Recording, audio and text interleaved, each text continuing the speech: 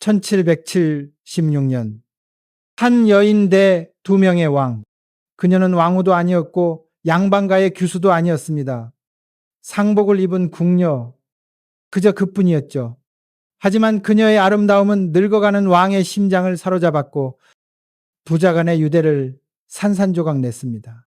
24년 후 젊은 정조 임금은 그녀의 죽음을 명했습니다. 조선 역사가 가장 위험한 여인이라 낙인 찍은 수계문 씨. 그녀는 과연 누구였을까요? 오늘 밤 우리는 금기된 역사의 장을 펼칩니다. 욕망과 권력, 그리고 복수의 이야기, 한 왕조를 잿더미로 만들어버린 그 불꽃 같은 여인의 기록입니다. 1751년 겨울, 창경궁에 한방눈이 내렸습니다. 효장 세자빈의 장례가 거행되던 날이었습니다. 궁궐 전체가 상복의 흰빛으로 뒤덮였고 곡소리가 담장 너머까지 메아리 쳤습니다. 그 슬픔의 공간 속으로 한 여인이 조용히 걸어 들어왔습니다. 문씨, 면사포로 얼굴을 가린 궁녀였지만 촛불이 그녀의 눈동자를 스치는 순간 무언가가 달랐습니다. 슬픔 속에서도 빛나는 그 시선, 검은 상복 사이로 드러난 하얀 손목, 그리고 말로 표현할 수 없는 그 기품. 환갑을 넘긴 영조 임금이 그녀를 보았습니다. 60세의 왕, 무수한 정쟁과 당파 싸움으로 지쳐있던 그는 오랜 세월 동안 느껴보지 못한 감정을 마주했습니다. 심장이 다시 뛰기 시작했습니다. 식어버린 줄 알았던 피가 뜨거워졌습니다. 살아있음을 다시 느꼈습니다. 이곳은 상가였습니다. 죽은 이를 애도하는 신성한 공간. 그 어떤 욕망도 허용되지 않는 곳이었습니다. 하지만 왕은 예법을 깨뜨렸습니다. 시선을 거두지 못했습니다. 신하들이 보는 앞에서 그녀에게 다가갔습니다. 상가에서 욕망이 태어났습니다. 그날 밤 궁궐들의 붉은 동백꽃 한 송이가 흰눈 위로 떨어졌습니다. 금기의 징조였습니다. 재앙의 시작이었습니다. 문씨는 왕의 침전으로 불려갔습니다. 촛불이 흔들렸고 비단 장막이 드리워졌고 그 순간부터 조선의 운명이 바뀌기 시작했습니다. 이것은 단순한 사랑이 아니었습니다. 집착이었고 파멸의 씨앗이었습니다. 늙은 왕의 마지막 불꽃은 너무나 뜨거웠고 그 열기는 결국 왕조 전체를 삼켜버릴 것이었습니다. 문 밖에서 누군가 지켜보고 있었습니다. 어린 왕세손. 훗날의 정조. 그의 작은 주먹이 떨리고 있었습니다. 눈 내리는 겨울밤. 상중의 금기가 깨지는 순간 한 시대의 비극이 시작되었습니다. 궁녀들은 속삭였습니다. 이는 좋지 않은 징조라고. 하지만 왕의 마음은 이미 사로잡혔고 그 누구도 막을 수 없었습니다. 촛불 그림자가 길게 늘어지는 복도를 따라 문씨의 발걸음이 역사 속으로 걸어 들어갔습니다. 그 발걸음 하나하나가 조선 왕조의 운명을 바꾸고 있었습니다. 1753년 문씨는 정식으로 수계자코를 받았습니다. 궁궐이 발칵 뒤집혔습니다. 신하들이 상소를 올렸습니다. 전하, 이는 예법에 어긋납니다. 상중에 간택한 여인을 후궁으로 삼으시다니. 대관들이 무릎 꿇고 간언했습니다. 사헌부가 탄핵을 준비했습니다. 하지만 영조는 듣지 않았습니다. 그의 귀는 오직 그녀의 목소리만 들을 수 있었습니다. 죽은 이를 모시던 궁녀가 이제 산자들을 지배하기 시작했습니다. 두루마리가 봉인되고 대신들이 무릎 꿇는 장면들이 이어졌습니다. 속삭임이 궁궐 구석구석을 채웠습니다. 수계문씨, 그 이름이 권력의 상징이 되어갔습니다. 빈전에서 만난 여인이 이제 왕의 침전을 드나들고 왕의 총애를 독차지하고 궁궐의 모든 이들이 두려워하는 존재가 되었습니다. 1754년과 1755년 문씨는 두 명의 공주를 낳았습니다. 화령옹주와 화완옹주. 왕의 총애를 증명하는 살아있는 증거들이었습니다. 이제 그녀는 단순한 후궁이 아니었습니다. 왕의 자녀를 낳은 어머니였고 궁궐 안에서 무시할 수 없는 세력이 되었습니다. 출산 때마다 궁궐은 축하 분위기로 가득 찼고 문 씨의 처소로 축하 선물들이 끊임없이 들어왔습니다. 문 씨는 빠르게 배웠습니다. 궁중의 언어를 익혔고 아첨하는 법을 터득했으며 정보를 다루는 방법을 깨달았습니다.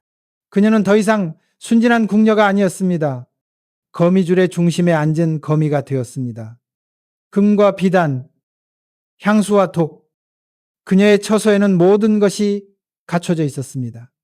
그녀는 누가 권력을 쥐고 있는지, 누가 왕의 귀에 속삭이는지, 어떤 파벌이 힘을 얻고 있는지 모두 파악했습니다.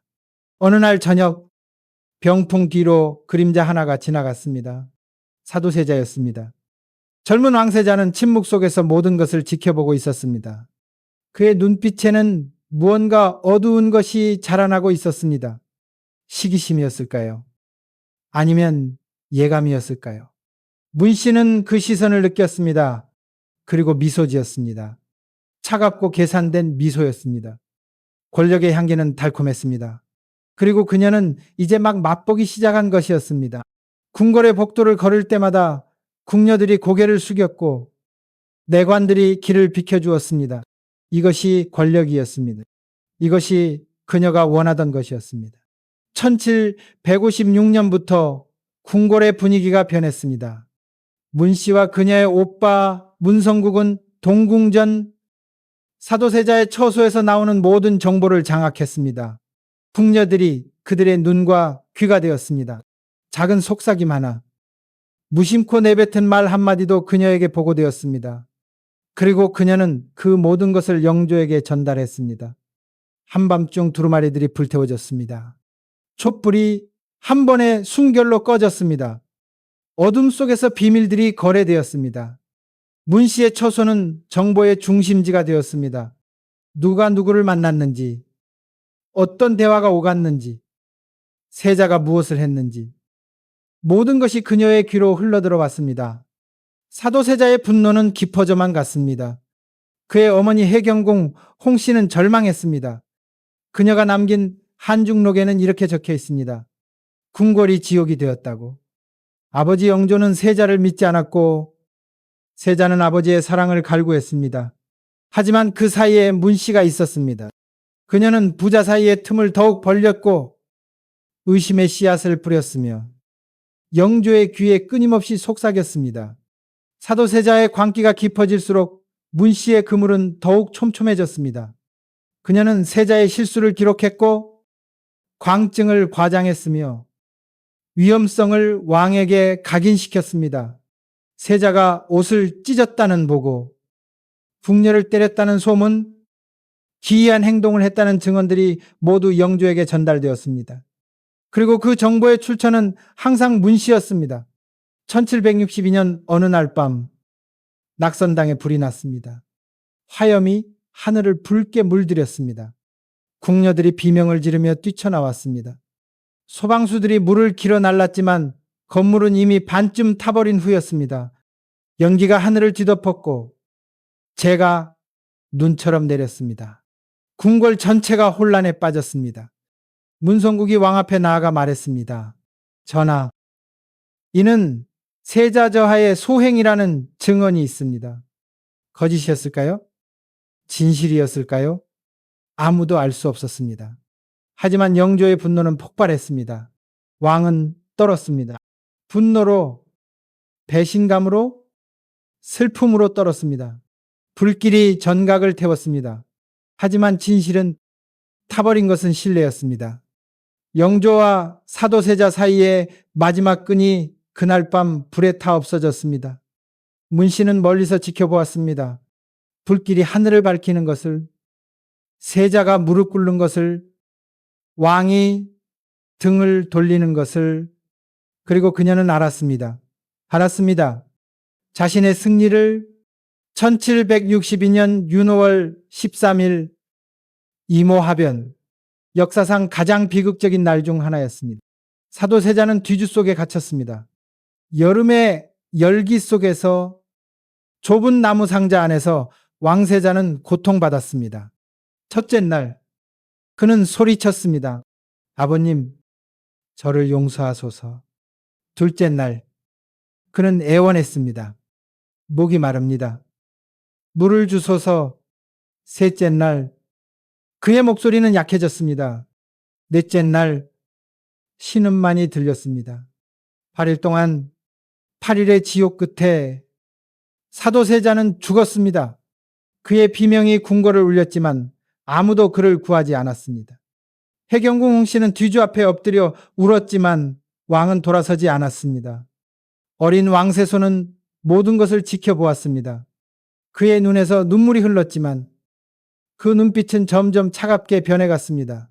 멀리서 문씨가 서 있었습니다. 그녀는 지켜보고 있었습니다. 관이 봉인되는 것을, 곡소리가 울려 퍼지는 것을, 그리고 희미하게 미소 짓고 있었습니다. 승리의 미소였을까요? 안도의 미소였을까요? 그 미소를 본 사람이 있었습니다. 11살 소년 왕세손, 훗날의 정조였습니다. 그는 주먹을 불끈 쥐었습니다. 손바닥에 손톱 자국이 피처럼 붉게 남았습니다. 그 순간 그는 맹세했습니다. 언젠가 반드시 복수하겠다고. 질투는 조용한 살인자입니다. 칼을 들지 않고도 사람을 죽일 수 있습니다. 독을 쓰지 않고도 생명을 앗아갈 수 있습니다. 문씨는 그 방법을 완벽하게 알고 있었습니다. 사도세자는 죽었습니다. 하지만 문씨는 번성했습니다. 그녀는 수기로 승격되었습니다. 더 높은 지위, 더 많은 권력, 더 깊은 두려움을 얻었습니다. 궁궐의 모든 사람이 그녀의 이름을 두려워했습니다. 하인들은 너무 깊이 절했고 관리들은 그녀의 눈을 피했습니다. 그녀는 이제 궁궐에서 영조 다음으로 강력한 존재였습니다. 그녀는 칼을 뽑지 않고 왕자를 죽였습니다. 세월이 흘렀습니다. 1년, 2년, 5년, 10년. 문씨는 자신이 무적이라고 믿었습니다. 영조의 보호 아래 그녀는 안전했습니다. 궁궐의 실세였고 누구도 감히 그녀를 건드릴 수 없었습니다. 그녀의 두 딸들은 성장했고 그녀의 오빠는 권력의 핵심에 자리 잡았으며 그녀의 이름은 두려움의 상징이 되었습니다. 하지만 11살 소녀는 잊지 않았습니다. 정조는 자랐습니다. 몸도 커졌고 마음도 단단해졌으며 지혜도 깊어졌습니다. 그는 책을 읽었습니다. 역사를 공부했습니다. 정치를 배웠습니다. 그리고 기다렸습니다. 복수의 때를 기다렸습니다. 그의 손바닥에는 여전히 그날의 흔적이 남아 있었습니다. 보이지 않는 상처. 하지만 결코 잊히지 않는 상처. 세월이 흐른 동안 문씨는 안일해졌습니다. 그녀는 영조가 영원히 살 것이라고 착각했고 자신의 권력이 영원할 것이라고 믿었습니다. 하지만 시간은 모든 것을 바꿉니다. 1776년 3월 5일 번개가 쳤습니다. 조종이 울렸습니다. 궁궐 전체가 곡소리로 가득 찼습니다. 영조 임금이 승하했습니다. 82세의 삶을 마감한 왕. 그는 오랜 세월 동안 조선을 다스렸고 많은 개혁을 이루었으며 동시에 가장 큰 비극도 만들었습니다. 그의 아들을 죽인 것, 그리고 그 죽음의 그림자 뒤에 서 있던 여인을 보호한 것, 궁궐이 곡소리로 가득 찼습니다. 하지만 어느 구석에서는 다른 소리가 들렸습니다. 변화의 바람이 불고 있었습니다. 정조가 왕위에 올랐습니다. 25세의 젊은 왕. 그의 첫 번째 시선은 차갑고 단호했습니다.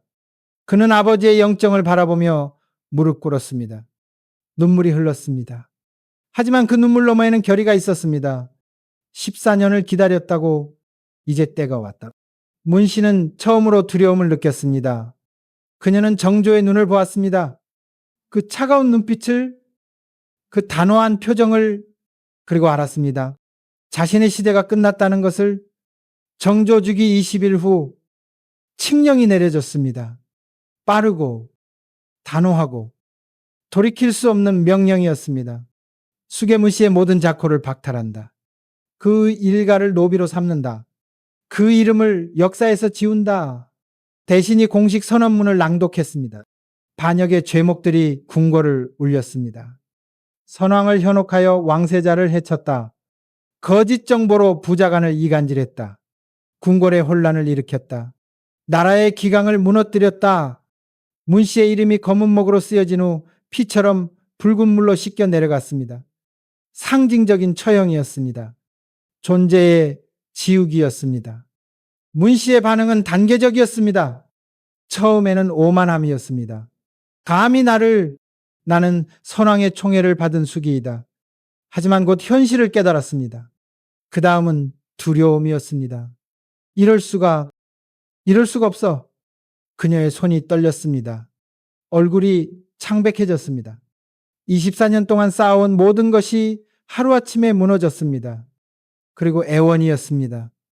전하, 제발 용서하소서. 저는 그저 왕명을 따랐을 뿐입니다. 제 죄가 무엇입니까? 하지만 정조는 차갑게 대답했습니다. 내 죄는 내 아버지를 죽인 것이다. 마지막은 체념이었습니다. 침묵 속의 받아들임. 그녀는 더 이상 말하지 않았습니다. 더 이상 애원하지 않았습니다. 그저 고개를 숙였을 뿐입니다. 1776년 8월 10일 비가 내렸습니다.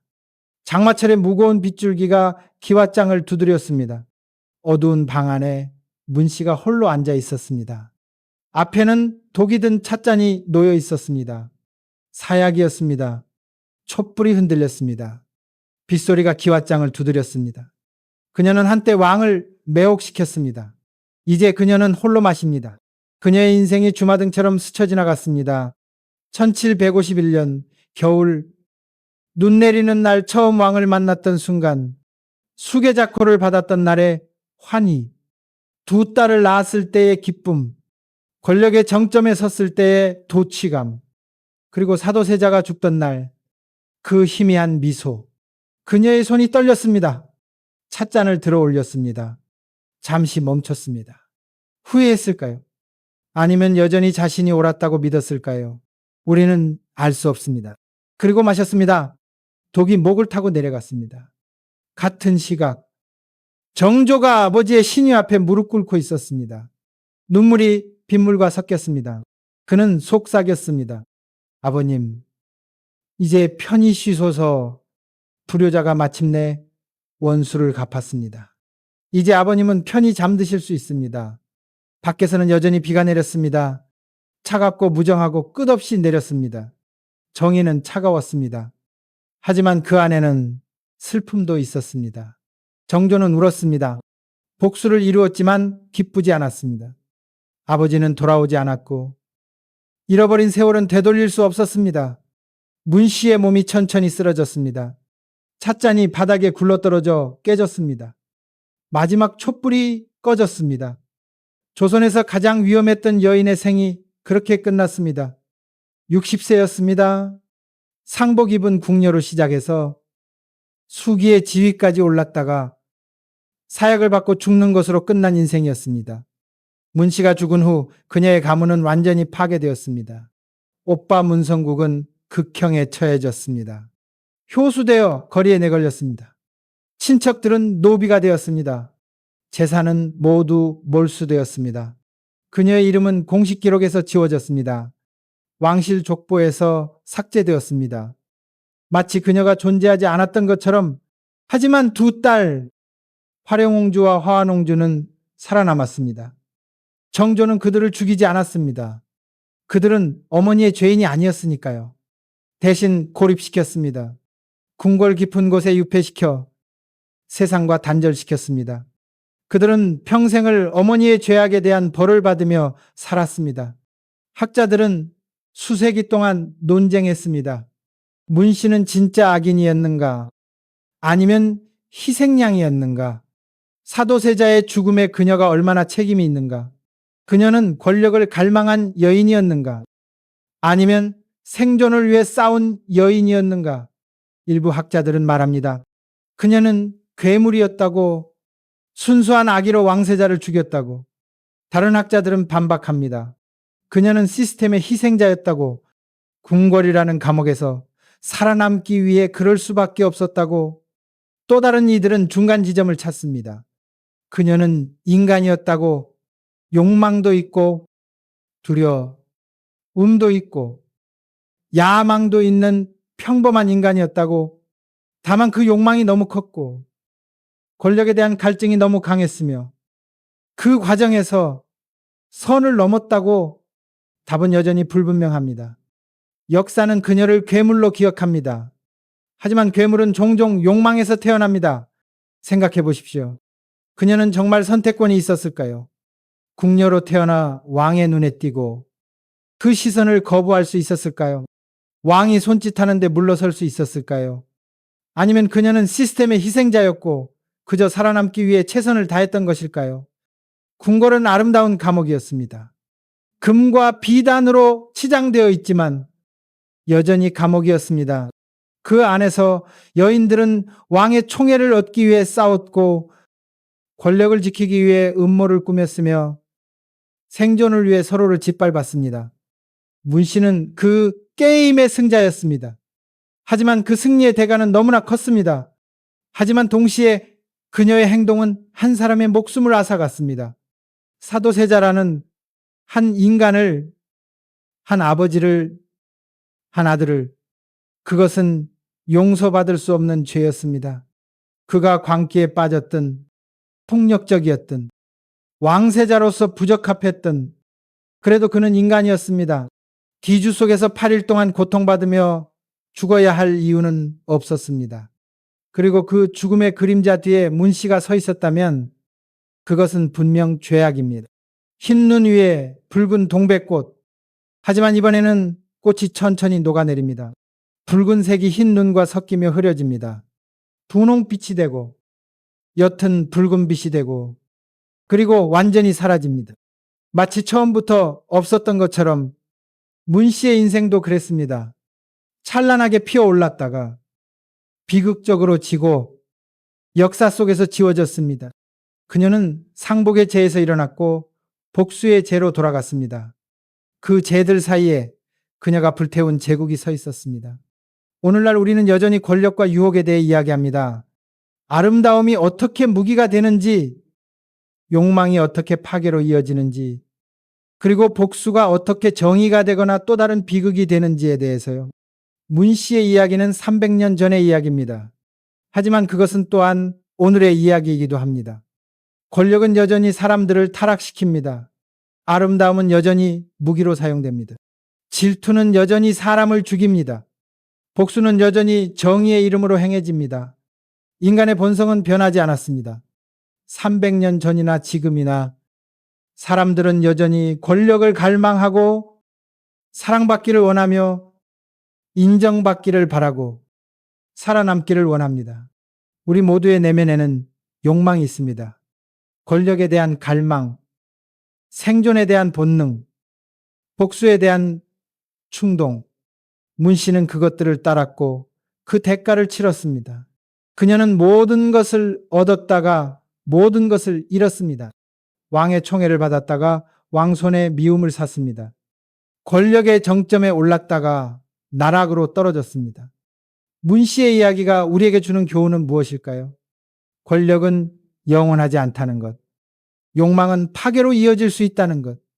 복수는 언젠가 돌아온다는 것. 그리고 가장 중요한 것은 우리의 선택에는 항상 대가가 따른다는 것입니다. 문 씨는 사도세자를 죽이는 것을 선택했습니다. 직접적이든 간접적이든 그녀는 그의 죽음에 기여했습니다. 그리고 24년 후 그 선택의 대가를 치렀습니다. 정조는 아버지의 복수를 선택했습니다. 그리고 그는 평생 그 선택과 함께 살아야 했습니다. 복수를 이루었지만 아버지는 돌아오지 않았고 죄책감은 사라지지 않았습니다. 역사는 반복됩니다. 권력자들은 여전히 타락하고 음모는 여전히 일어나며 복수는 여전히 실행됩니다. 하지만 우리는 과거로부터 배울 수 있습니다. 문 씨의 이야기에서 사도세자의 비극에서 정조의 복수에서 무언가를 배울 수 있습니다. 궁궐의 촛불이 모두 꺼졌습니다. 비는 그쳤습니다. 새벽이 밝아옵니다. 하지만 어둠의 기억은 남아 있습니다. 문 씨의 이야기는 끝났지만 그녀가 남긴 상처는 오래도록 조선을 괴롭혔습니다. 정조는 평생 아버지의 명예를 회복하기 위해 노력했습니다. 사도세자를 장조로 추존하고 그의 무덤을 옮기고 그의 이름을 역사에 기록했습니다. 하지만 그 모든 노력에도 불구하고 비극은 지워지지 않았습니다. 사도세자는 돌아오지 않았고 잃어버린 시간은 되돌릴 수 없었으며 뒤주 속에서의 8일간은 영원히 조선 역사의 가장 어두운 장으로 남았습니다. 문씨는 역사의 악녀로 기록되었습니다. 하지만 그녀도 한때는 젊은 궁녀였고 꿈을 가진 여인이었으며 살아남기 위해 싸운 생존자였습니다. 그녀의 선택이 옳았다고 말할 수는 없습니다. 하지만 그녀를 단순히 괴물로만 볼 수도 없습니다. 그녀는 인간이었습니다. 결점 많은, 욕망 가득한, 하지만 분명히 인간이었습니다. 역사를 공부하는 이유는 과거를 심판하기 위해서가 아닙니다. 미래를 위해 배우기 위해서입니다. 문씨의 이야기에서 우리는 배웁니다. 권력의 위험성을, 욕망의 파괴력을, 복수의 공허함을, 그리고 인간 본성의 복잡함을 300년이 지난 지금 우리는 여전히 그녀의 이야기를 합니다. 왜일까요? 그것이 단순히 스캔들이어서일까요? 아니면 그 안에 우리 모두의 모습이 담겨 있기 때문일까요? 권력을 원하는 마음, 인정받고 싶은 욕구, 살아남고 싶은 본능, 이 모든 것은 인간의 보편적인 감정입니다. 문씨는 그 감정들을 극단까지 밀어붙였습니다. 그리고 그 대가를 치렀습니다. 우리는 그녀의 이야기에서 경고를 듣습니다. 욕망을 추구하되 선을 넘지 말라고, 권력을 원하되 타인을 짓밟지 말라고, 살아남되 인간성을 잃지 말라고, 가야금과 첼로의 선율이 천천히 흘러나옵니다. 슬프고 아름답고 동시에 섬뜩합니다. 그 선율 속에 문씨의 인생이 담겨 있습니다.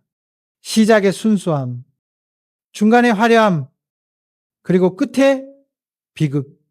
음악이 점점 작아집니다. 사라져갑니다. 침묵. 역사는 반복된다고 믿는다면 그녀의 이름을 기억하십시오. 숙의 문씨를, 왕조를 무너뜨린 치명적인 여인을, 권력의 정점에 올랐다가 복수의 칼날에 쓰러진 여인을, 그녀의 이야기는 경고입니다. 욕망의 끝에 무엇이 있는지, 권력의 정점에서 무엇을 보게 되는지, 그리고 복수가 얼마나 차갑고 공허한지를 보여주는 경고입니다. 오늘 밤 우리는 금기된 역사의 한 장을 닫습니다. 하지만 그 교훈은 여전히 살아 있습니다. 촛불이 모두 꺼진 어두운 궁궐에서 문씨의 영혼은 여전히 방황하고 있을지도 모릅니다. 용서받지 못한 죄악과 함께, 이루지 못한 꿈과 함께, 그리고 되돌릴 수 없는 선택과 함께